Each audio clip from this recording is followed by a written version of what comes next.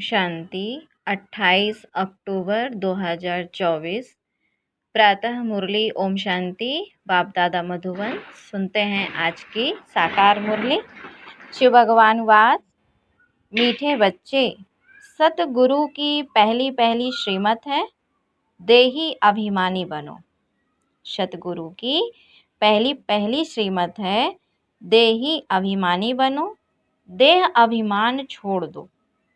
आज का प्रश्न है, इस समय तुम बच्चे कोई भी इच्छा व चाहना नहीं रख सकते, क्यों? क्या पूछा आज बाबा ने कि इस समय तुम बच्चे कोई भी इच्छा व चाहना नहीं रख सकते, क्यों? उत्तर है, क्योंकि तुम सब वानप्रस्थी हो। तुम जानते हो कि इन आँखों से जो कुछ देखते हैं वह विनाश होना है। अब तुम्हें कुछ भी नहीं चाहिए, बिल्कुल बेघर बनना है। अगर ऐसी कोई ऊंची चीज पहनेंगे तो खींचेगी, फिर देह अभिमान में फंसते रहेंगे। इसमें ही मेहनत है। जब मेहनत कर पूरे देही अभिमानी बनो, तब विश्व की बादशाही मिलेगी। बाबा ने कहा कि जब मेहनत करके पूरे देही अभिमानी बनो, तब विश्व की बादशाही मिलेगी। अच्छा, ओम शांति ओम शांति। यह 15 मिनट व आधा घंटा बच्चे बैठे हैं। बाबा भी 15 मिनट बैठाते हैं कि अपने को आत्मा समझ बाप को याद करो। यह शिक्षा एक ही बार मिलती है, फिर कभी नहीं मिलेगी। सतयुग में ऐसा नहीं कहेंगे कि आत्माभिमानी हो बैठो। यह एक ही सतगुरु कहते हैं। उनके लिए कहा जाता है, एक सतगुरु तारे, बाकी सब डूबोए। यहाँ बाप तुमको देही अभिमानी बनाते हैं। क्या बनाते हैं? देही अभिमानी। खुद भी देही है ना, अर्थात आत्मा है। समझाने के लिए कहते हैं, मैं तुम सभी आत्माओं का बाप हूँ। उनको तो देही बन बाप को याद नहीं करना है। उनको माना किनको? किनको बोला बाबा ने कि उनको तो देही बन बाप को याद नहीं करना है। याद भी वही करेंगे जो आदि सनातन देवी देवता धर्म के भांति होंगे। शिव बाबा को तो किसी को याद नहीं करना है ना, क्योंकि बाप तो स्वयं देही है, विदेही है ना। तो बाप कहते हैं कि बच्चे याद भी वही करेंगे जो आदि सनातन देवी देवता धर्म के भांति होंगे। भांति तो बहुत होते हैं ना, नंबरवार पुरुषार्थानुसार। यह बातें बड़ी समझने की और समझाने की है। परम पिता परमात्मा तुम सबका बाप भी है और फिर नॉलेजफुल भी है। आत्मा में ही नॉलेज रहती है ना। तुम्हारी आत्मा संस्कार ले जाती है। बाप में तो पहले से ही संस्कार है। वह बाप है, यह तो सब मानते भी हैं। फिर दूसरी उसमें खूबी है, जो उसमें ओरिजिनल नॉलेज है, बीज रूप है। जैसे बाप तुमको बैठ समझाते हैं, तुमको फिर औरों को समझाना है। बाप मनुष्य सृष्टि का बीज रूप है, फिर वह सत्य है, चैतन्य है, नॉलेजफुल है।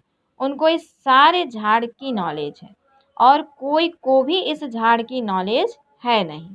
इनका बीज है बाप, जिसको परम पिता परमात्मा कहा जाता है। जैसे आम का झाड़ है तो उनका क्रिएटर बीज को कहेंगे ना। बाबा कहते जैसे आम का झाड़ है तो उनका क्रिएटर बीज को कहेंगे ना। वह जैसे बाप हो गया, परंतु वह जड़ है। अगर चैतन्य होता तो उनको मालूम रहता ना, मेरे से झाड़ सारा कैसे निकलता है। परंतु बाबा कहते परंतु वह जड़ है, उसका बीज नीचे बोया जाता है। यह तो है चैतन्य बीज रूप। यह ऊपर में रहते हैं। कौन? शिव बाबा। ऊपर माना कहाँ? ऊपर माना आत्मिक स्टेज, जो बाबा कहते हैं ना, आत्मिक ऊपर बीज रूप स्टेज। तो बाबा कहते हैं या तो ऊपर में रहते हैं। तुम भी मास्टर बीज रूप बनते हो। बाप से तुमको नॉलेज मिलती है, वह है उच्च ते उच्च। पद भी तुम उच्च पाते हो। स्वर्ग में भी उच्च पद चाहिए ना। यह मनुष्य नहीं समझते। स्वर्ग में देवी देवताओं की राजधानी है। राजधानी में राजा, रानी, प्रजा, गरीब, साहूकार आदि यह सब कैसे बने होंगे? बाबा ने पूछा कि राजधानी में राजा, रानी, प्रजा, गरीब, साहूकार आदि यह सब कैसे बने होंगे? अभी तुम जानते हो। आदि सनातन देवी देवता धर्म की स्थापना कैसे हो रही है? कौन करते हैं? तो कहा, भगवान। फिर बाप कहते हैं, बच्चे, जो कुछ होता है ड्रामा के प्लान अनुसार, बच्चे, जो कुछ होता है ड्रामा के प्लान अनुसार, सब ड्रामा के वश हैं। बाप भी कहते हैं, मैं ड्रामा के वश हूँ। मेरे को भी पार्ट मिला हुआ है, वही पार्ट बजाता हूँ। वह है सुप्रीम आत्मा। उनको सुप्रीम फादर कहा जाता है, और तो सबको कहा जाता है ब्रदर्स। शिव बाबा ही एक सुप्रीम फादर है, बाकी तो सब ब्रदर्स है ना। और कोई को फादर, टीचर, गुरु नहीं कहा जाता। वह सबका सुप्रीम बाप भी है, टीचर सतगुरु भी है। ये बातें भूलनी नहीं चाहिए, परंतु बच्चे भूल जाते हैं, क्योंकि नंबरवार पुरुषार्थ अनुसार राजधानी स्थापन हो रही है। हर एक जैसे पुरुषार्थ करते हैं, वह झट स्थूल में भी मालूम पड़ जाता है। वह झट स्थूल में भी मालूम पड़ जाता है। यह बाप को याद करते हैं व नहीं। बाबा ने कहा कि बाबा क्या कह रहे हैं कि कैसे बाबा को झट मालूम पड़ जाता है कि यह बाप को याद करते हैं या नहीं, देही अभिमानी बने हैं व नहीं। यह नॉलेज में तीखा है, एक्टिविटी से समझा जाता है। देखो, प्रैक्टिकल में हर एक आत्मा का पुरुषार्थ का रिजल्ट दिखता है ना। इसलिए बाबा कहते हैं एक्टिविटीज से टीचर समझ जाता है। बाप कोई को कुछ डायरेक्ट कहते नहीं हैं। भाई, टीचर का स्वभाव ही होता है, वो सिर्फ देखता है कि बच्चों को जो मैं पढ़ा रहा हूँ वो कितना प्रैक्टिकल में उनके, देखो आप आजकल तो स्कूलों में एक्टिविटीज़ भी करवाते हैं, है ना।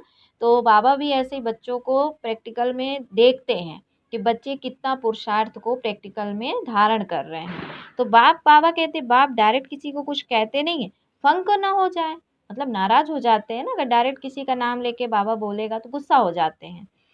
अफसोस में ना पड़ जाए कि ये बाबा ने क्या कहा और सब क्या कहेंगे। इंसल्ट लगती है ना कि सबके बीच में बाबा ने मुझे ऐसा क्यों बोल दिया, मेरी कमी क्यों बता दी, मुझे सब कैसे देखेंगे। तो इस कारण से बाबा बोलते हैं कि फिर वो फंक हो जाते हैं। बाबा बतला सकते हैं कि फलाने फलाने कैसी सर्विस करते हैं। सर्विस का मतलब, सर्विस सिर्फ वो ही नहीं होती कि कहीं जाके हम ज्ञान सुना रहे हैं। सर्विस का अर्थ होता है चलते फिरते, उठते बैठते, अपनी एक्टिविटीज़ के द्वारा लोगों को सुख पहुंचाना, आत्माओं को सुख देना। तो कितना परसेंटेज में हम, देखो, अगर हम, बाबा कहता है अगर हम किसी को सुख नहीं देते हैं, मतलब नहीं दे रहे हैं, तो बाबा ये कहता है कि बच्चे फिर जमा कैसे होगा। भाई ठीक है, अगर हम किसी को दुख नहीं दे रहे हैं लेकिन सुख कितना दे रहे हैं, दुख नहीं दे रहे हैं लेकिन सुख कितना दे रहे हैं, तो जमा भी तो करना है ना हमें। इसलिए आज बाबा ने बच्चों को कहा कि बच्चे, बाप बतला सकते हैं कि फलाने फलाने कैसी सर्विस करते हैं। सारा सर्विस पर मदार है, मनसा वाचा कर्मणा। तो बाप भी आकर सर्विस करते हैं ना, बच्चों को ही बाप को याद करना है। याद की सब्जेक्ट ही डिफ़िकल्ट है। बाप योग और नॉलेज सिखाते हैं। नॉलेज तो बहुत सहज है, बाकी याद में ही फेल होते हैं। क्यों? क्योंकि याद कैसी है, सूक्ष्म है। पढ़ाई सूक्ष्म नहीं है, उसमें तो देह चाहिए, लेकिन याद में तो देह भी नहीं चाहिए, वो तो सूक्ष्म है, अंदर से होती है, मन बुद्धि की यात्रा है। तो बाबा ने कहा इसमें फेल होते हैं, क्योंकि मन क्या होता है, इंद्रियों के वश हो जाता है और इधर उधर की व्यर्थ की बातें संकल्पों में आती हैं, इसलिए याद ठहरती नहीं। तो बाबा कहते बच्चे, देह अभिमान फिर आ जाता है, फिर यह चाहिए, यह अच्छी चीज़ चाहिए, ऐसे ऐसे ख्याल आते रहते हैं। मन इंद्रियों के वश हुआ, देह भान बढ़ा, और फिर ये चीज़ चाहिए, तो मन कहाँ भाग गया, देह और देह की दुनिया की तरफ भाग गया। तो बाबा कहते फिर याद कहाँ ठहरी।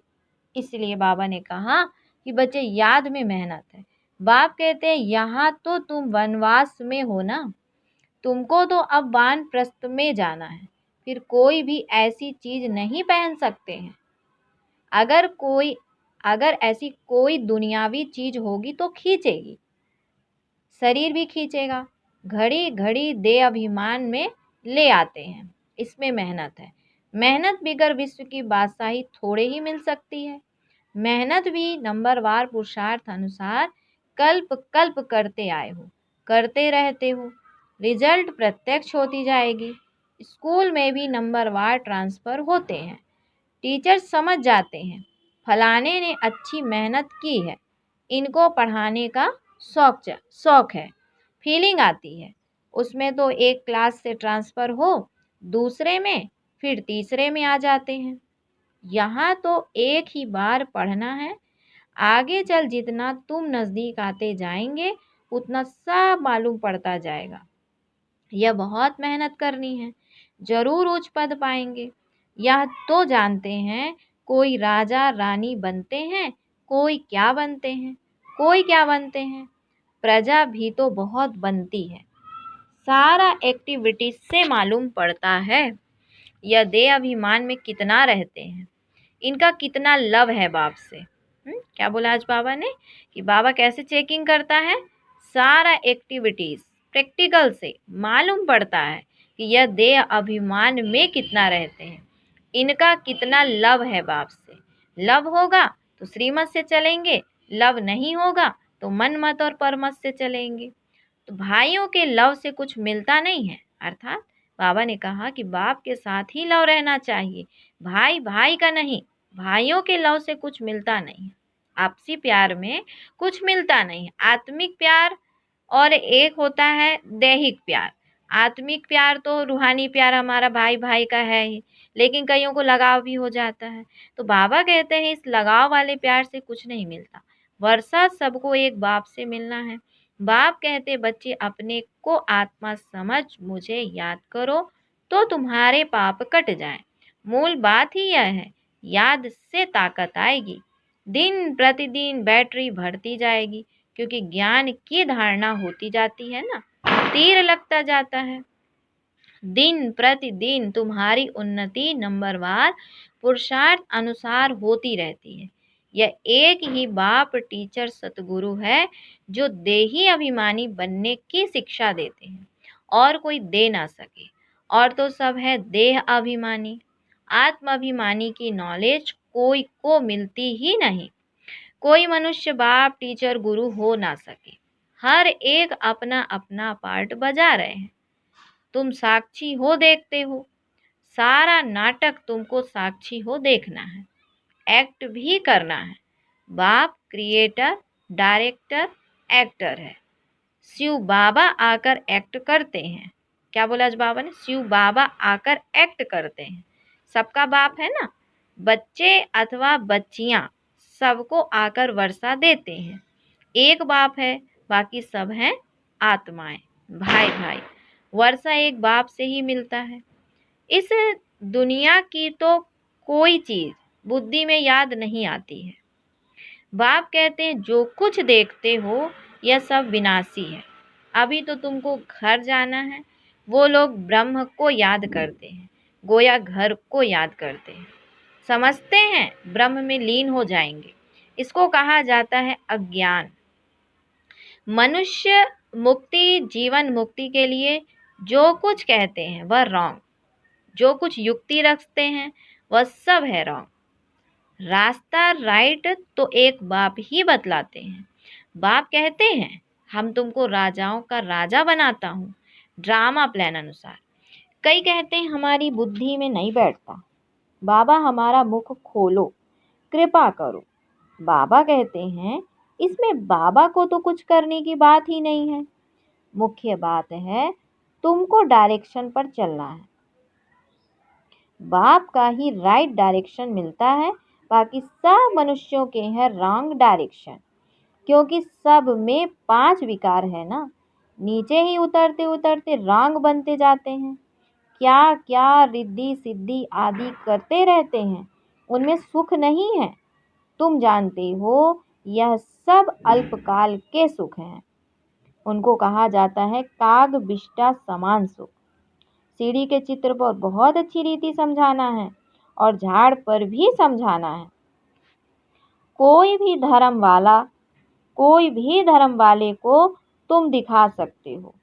तुम्हारा धर्म स्थापन करने वाला फलाने फलाने समय पर आता है। क्राइस्ट फलाने टाइम आएगा। जो और धर्मों में कन्वर्ट हो गए हैं उन्हों को यह धर्म ही अच्छा लगेगा, फट निकल आएंगे। बाकी कोई को अच्छा नहीं लगेगा तो वह पुरुषार्थ ही कैसे करेंगे। मनुष्य मनुष्य को फांसी पर चढ़ाते हैं। तुमको तो एक बाप की ही याद में रहना है। यह बड़ी मीठी फांसी है। आत्मा की बुद्धि का योग है बाप की तरफ। आत्मा को कहा जाता है बाप को याद करो। यह याद की फांसी है। फादर तो ऊपर रहते हैं ना। तुम जानते हो हम आत्मा हैं, हमको बाप को ही याद करना है। यह शरीर तो यहाँ ही छोड़ देना है। तुमको यह सारा ज्ञान है। तुम यहाँ बैठे क्या करते हो? वाणी से परे जाने के लिए पुरुषार्थ करते हो। बाप कहते हैं सबको मेरे पास आना है। तो कालों का काल हो गया ना। वह काल तो एक को ले जाते हैं। वह भी काल कोई है नहीं जो ले जाता है। यह तो ड्रामा में सब नोंद है। आत्मा आपे ही समय पर चली जाती है ना। बाबा कहते कोई काल नहीं होता है। यह तो सब ड्रामा में नोंद है कि आत्मा आपे ही समय पर चली जाती है। यह बाप तो सब आत्माओं को ले जाते हैं। तो अब तुम सबका बुद्धि योग है अपने घर जाने के लिए। शरीर छोड़ने को मरना कहा जाता है। शरीर खत्म हो गया, आत्मा चली गई। बाप को बुलाते भी इसीलिए हैं कि बाबा आकर हमको इस सृष्टि से ले जाओ। यहाँ हमको रहना नहीं है। ड्रामा के प्लान अनुसार अब वापस जाना है। कहते हैं बाबा यहाँ अपार दुख है, अब यहाँ रहना नहीं है। यह बहुत छीछी दुनिया है। मरना भी जरूर है। सबकी वानप्रस्थ अवस्था है।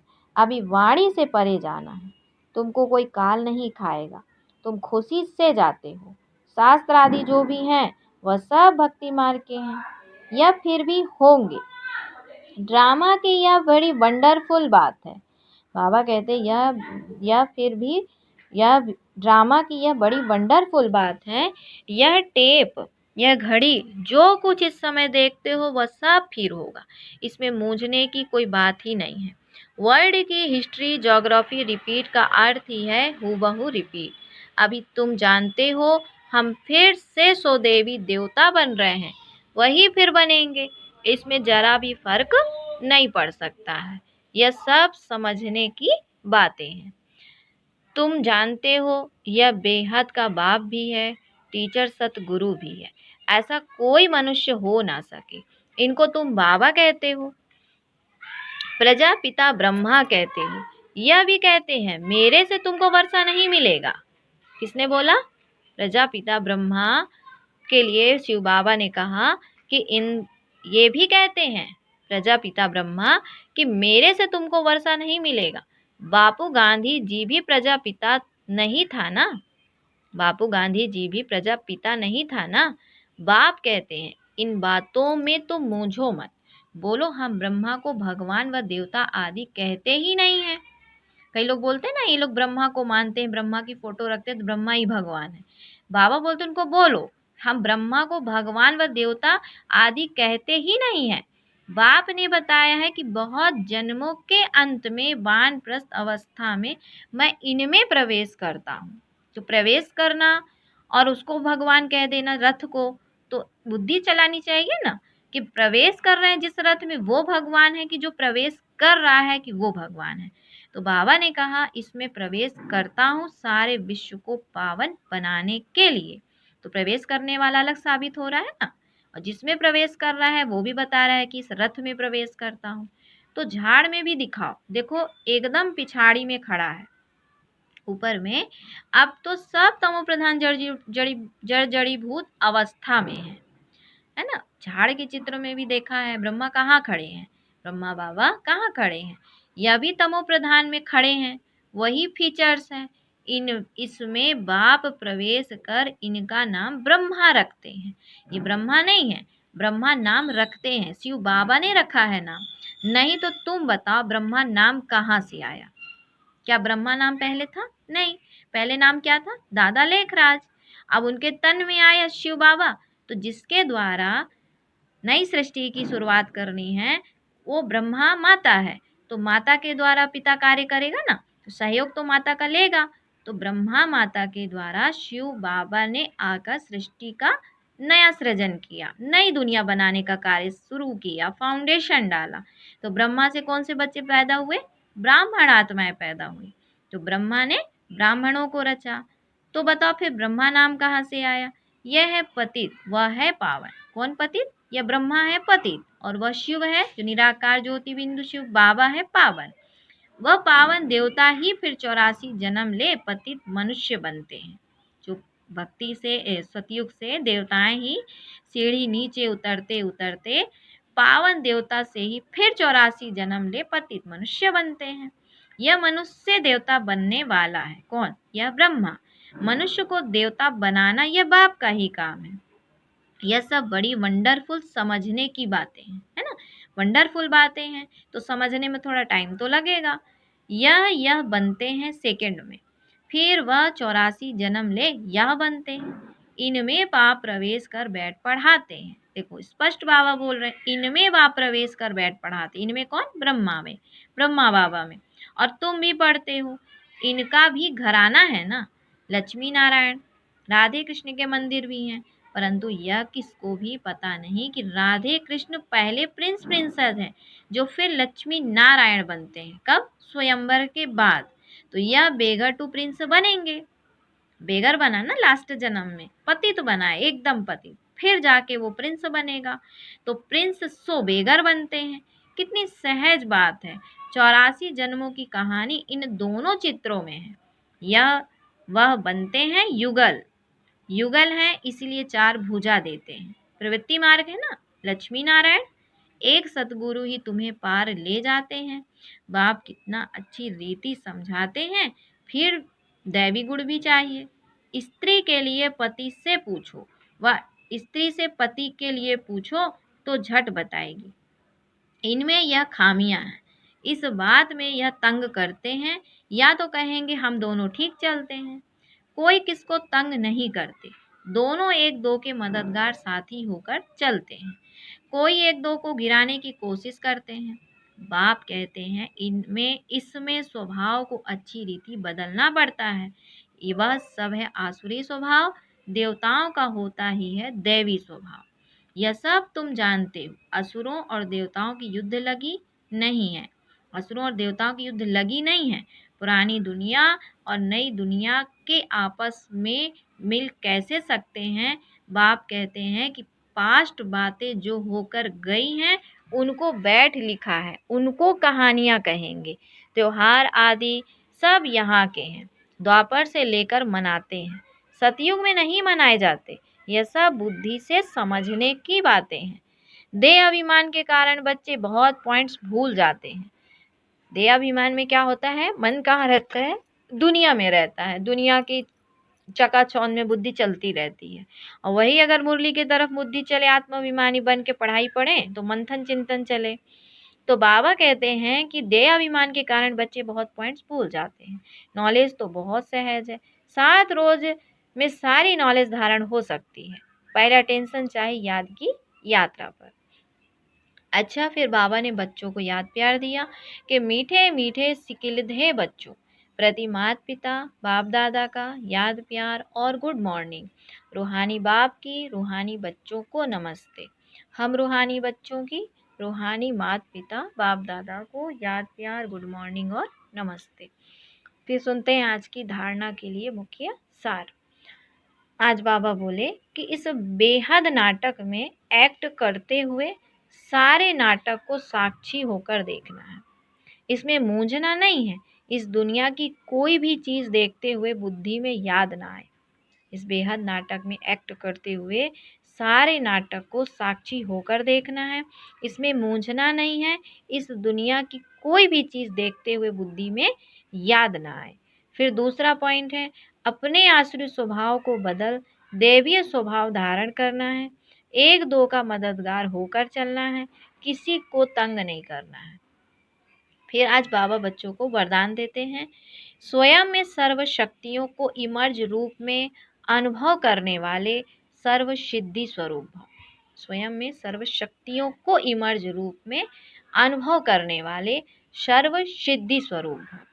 बाबा ने कहा कि लौकिक में किसी के पास किसी बात की शक्ति होती है, चाहे धन की, बुद्धि की, संबंध संपर्क की, तो उसे निश्चय रहता है कि यह क्या बड़ी बात है, वह शक्ति के आधार से सिद्धि प्राप्त कर लेते हैं।